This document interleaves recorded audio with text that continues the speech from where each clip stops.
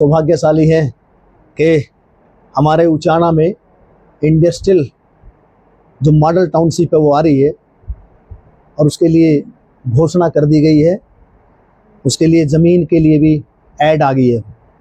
तो मैं हमारे यशस्वी मुख्यमंत्री श्री नायब सैनी जी का, हमारे जो इंडस्ट्रियल मिनिस्टर हैं उद्योग मंत्री राव नरवीर जी का और हमारे पूर्व के मुख्यमंत्री श्री मनोहर लाल जी का बहुत बहुत आभार व्यक्त करता हूं, बहुत बहुत धन्यवाद करता हूं कि हमें हमारे उचाना में इंडस्ट्री का जो टाउनशिप है वो देने का हमारे ऊपर, अब मैं तो ये कहूँगा बहुत बड़ा हमारे ऊपर एहसान किया है कि हमें हमारा जो एरिया है वो टाउनशिप आईएमटी के लिए चुना गया है। इसके लिए हम सौभाग्यशाली हैं।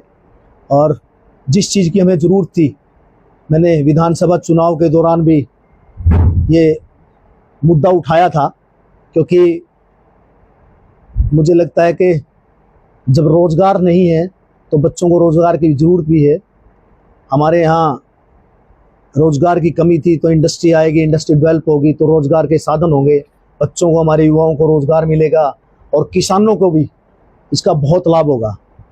तो इसमें 12,000 एकड़ हमारे यहाँ, हम सौभाग्यशाली है।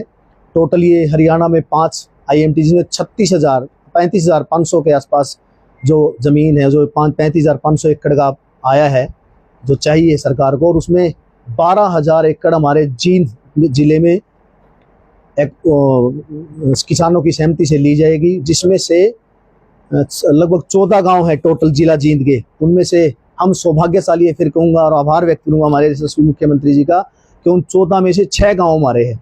इन 6 गांव में हमारा अड़ेवा है, खंडा है, हसनपुर है, गोइयाँ हैं, दिल्लूवाड़ा है। तो इस तरह से 6 गांव है हमारे, नगूरा है। तो इन 6 गांव में इंडस्ट्री डेवलप होगी, आईएमटी आएगी, इससे रोज़गार के साधन उपलब्ध होंगे, हमारे युवाओं के लिए बेहतर मौके होंगे, रोज़गार का साधन होगा। तो मैं यशस्वी मुख्यमंत्री जी का और साथ में हमारी उचाना की जनता को भी आभार व्यक्त करता हूं कि मुझे यहाँ से सेवा करने का मौका दिया। और आज सौभाग्यशाली भी मानता हूं कि एक आम परिवार से मैं होते हुए भी यहाँ पे हमारे यशस्वी मुख्यमंत्री जी की वजह से और हमारे उद्योग मंत्री जी की वजह से हम लोग यहाँ आईएमटी लेके आए हैं। इसके लिए मैं आभार व्यक्त करता हूँ सरकार का, हमारे यशस्वी मुख्यमंत्री जी का।